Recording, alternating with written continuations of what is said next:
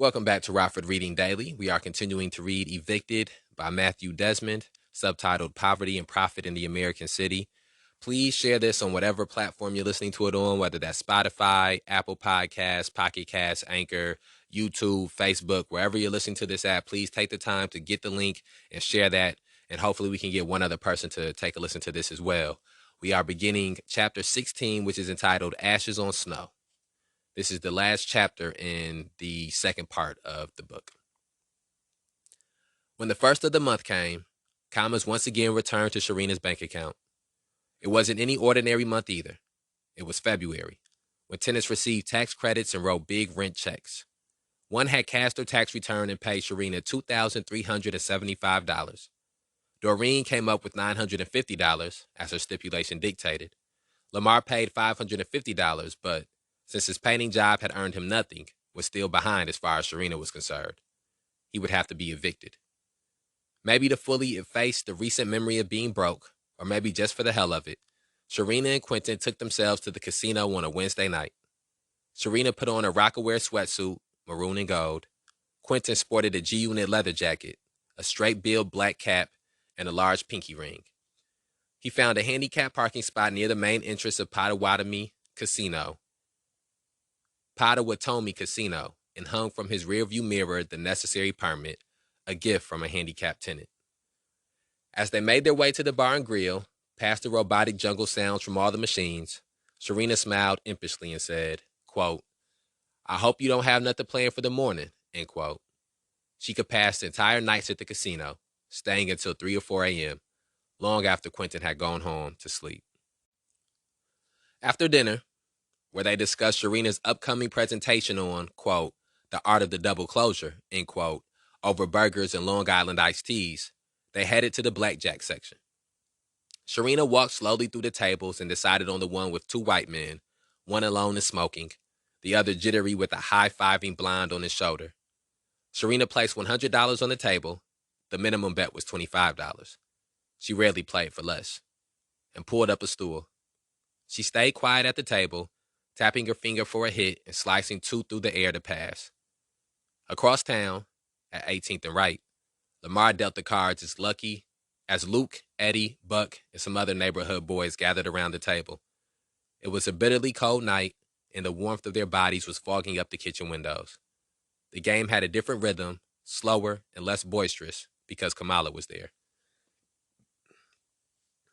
Lamar had been asking Kamala to join him at spades ever since she moved upstairs, and she finally said yes, arranging for her father to stay with her daughters as they slept. Kamala had a man, Devin, the father of her children, but Lamar flirted softly with her all the same. The presence of a woman had a way of altering the house's chemistry. Before she was pregnant, Natasha had once caused so much tension at the spades table, solely by being beautiful and desired, that Lamar cut the game short and kicked everyone out. But the boys were on their best behavior around Kamala.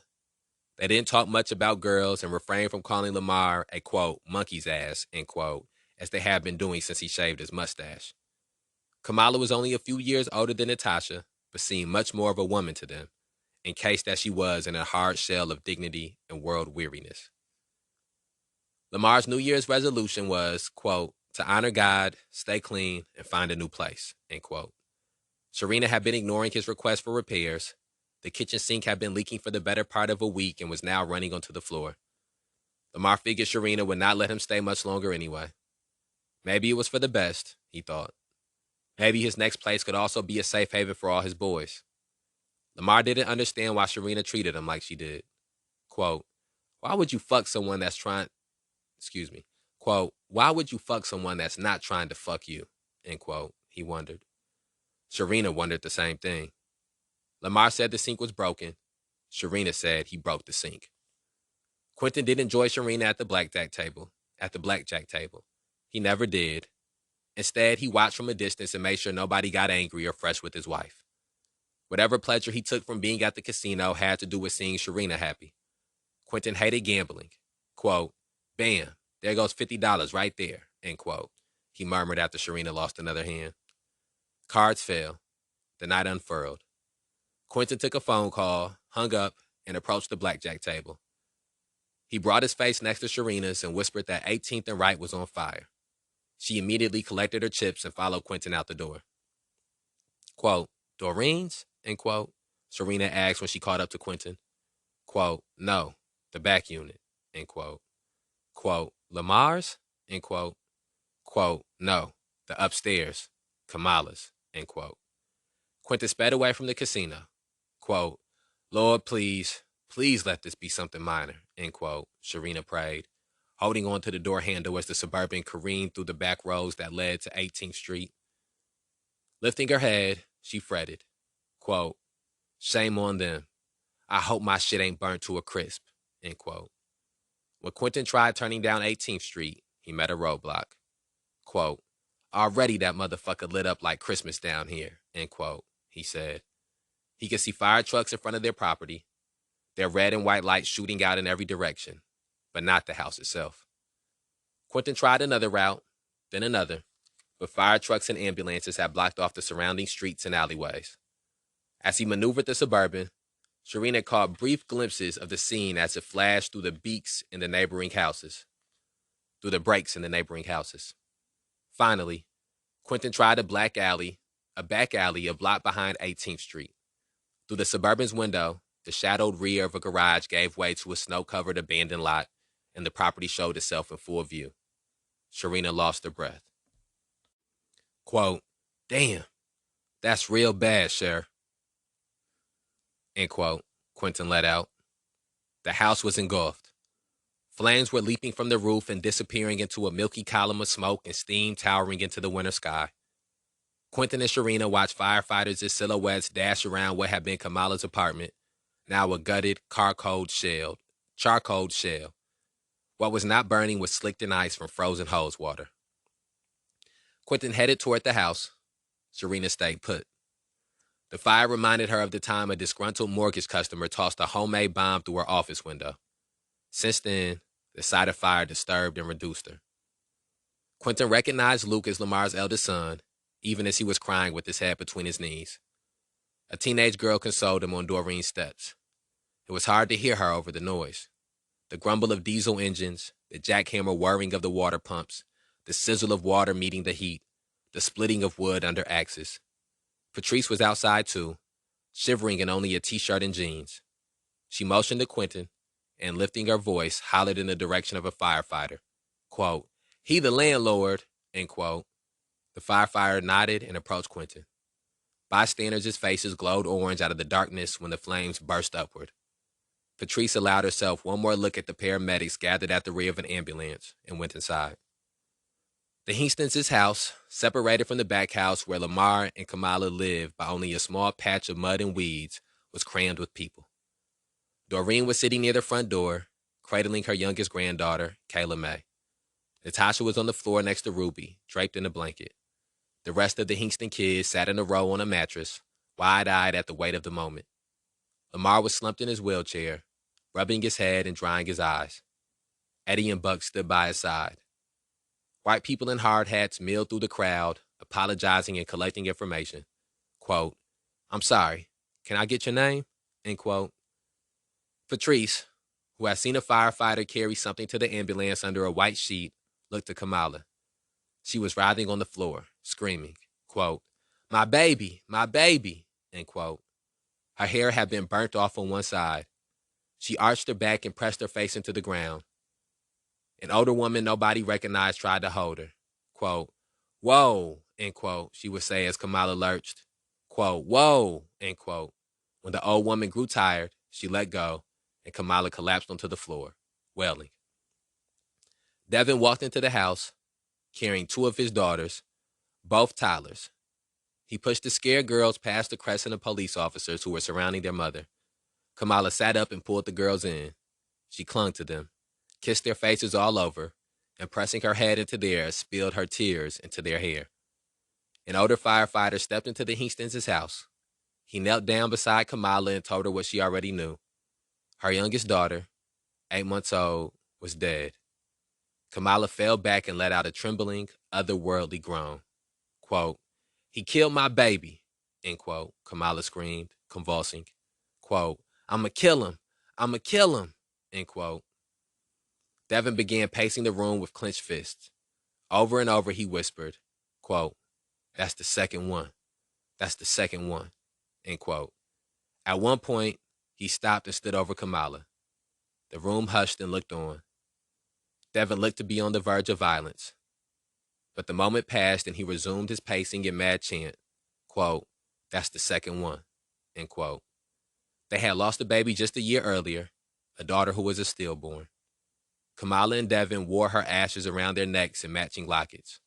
Quote, "Oh God," end quote, Sharina said when Quentin told her, quote, "I hope they didn't leave that baby at home by herself," end quote. Sharina's mind drifted back to earlier years when she was a fourth grade teacher and Kamala her student.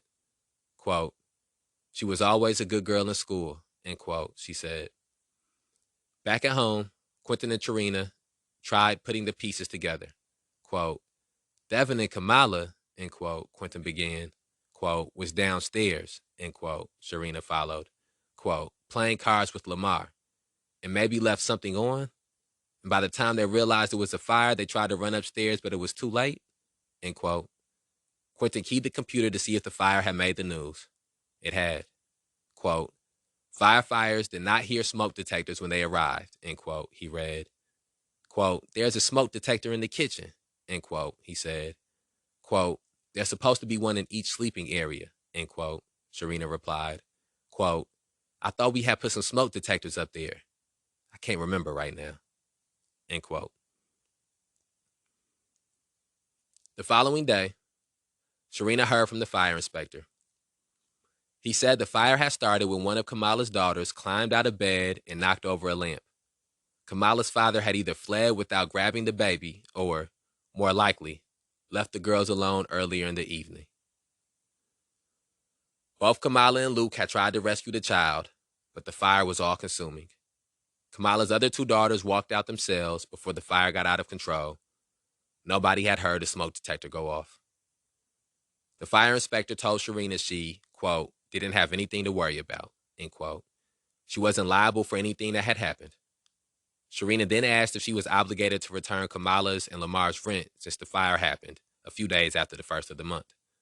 The fire inspector said no, and that settled it in Sharina's mind. Quote, "They are not getting any money back from me," end quote, she said. Sharina figured both Kamala and Lamar would ask for their rent to be returned, and she was right. Sharina planned to tear the place down and pocket the insurance payout. Quote, "The only positive thing I can say is happening out of all of this is that I may get a huge chunk of money," end quote, she said. That and, quote, "getting rid of Lamar," end quote. The Red Cross will find Lamar and his sons a new place to live, giving Sharina one less eviction to worry about. Earlier that morning, loud knocking had pulled Doreen out of bed. She opened the front door in her nightgown to find reporters with cameras and microphones.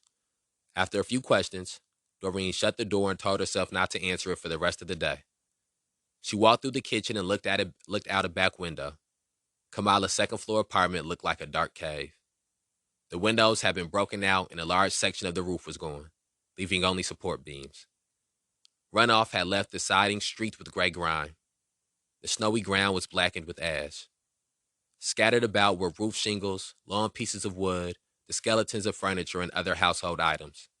A gnarled junk heap, all charred and coated with hardened foam from the fire hoses. Water had frozen into thousands of icy bulbs that appeared to drip off the tips of surrounding tree branches.